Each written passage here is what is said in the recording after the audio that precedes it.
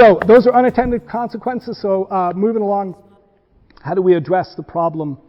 And I want to just throw a few thoughts at you on that. One is we need to educate.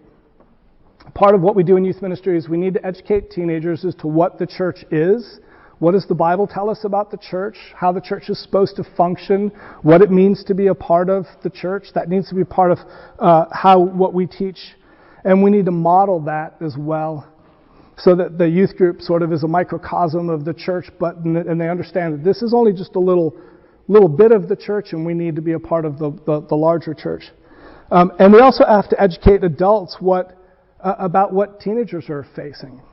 So as youth pastors, we have this great opportunity to communicate through newsletters or for whatever means, to communicate to the congregation what are teenagers going through today that makes it very, very difficult to be a Christian, as well as communicate what are great things that is going on in our youth ministry where teenagers are really coming alive in their faith, so that people of all ages see not only what the challenges that a Christian teen faces, but the joys that a Christian teen experiences.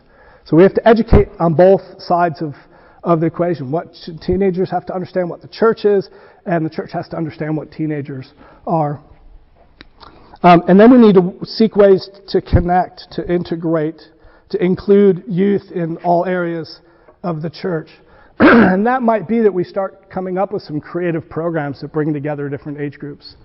That we say, hey, let's bring this generation and this generation. Let's have a dinner every couple of weeks or every couple of months, or something or other. Let's do intentional things. Let's set up some programs. Let's do some activities or whatever.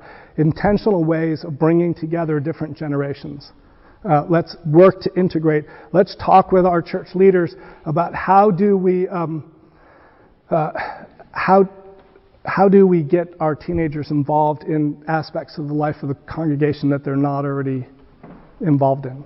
If you're in a situation where it's sort of semi-integrated or not at all integrated, where can we involve teenagers in the life of this congregation in a meaningful way, and have the expectations of them that they are going to be able to do what anybody else can do. In America, we have low expectations of teenagers. I don't know how many of you have read the book. It's a number of years old now, Do Hard Things. If you've not read it, you should read it. Written by two guys who were teenagers at the time, and said, basically we're saying we don't have high enough expectations of teenagers. We're capable of far more than and they look at it historically. It's really cool. Relationship building, we've got to foster, and I already sort of touched on this, find creative ways to foster relationships across generations. And one of the things I did in one church was to adopt a member of the youth group sort of thing, like a child sponsorship sort of deal, because ever since my daughter was born, we've been Compassion International sponsors, my wife and I. And so we have a sponsored child. We got a picture of them and a profile, and so we took photographs of everybody in the youth group and wrote up a little profile of who they were.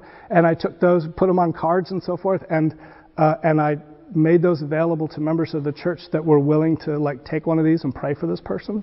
And so we got members of the church praying for members of the youth group. There's lots of creative ways that we can find to make connections, and we brought all those people together. And they met the teenagers met the person who'd been praying for them after a period of time, things like that. There's lots of creative ways that we can integrate, cause relationships and connections to happen.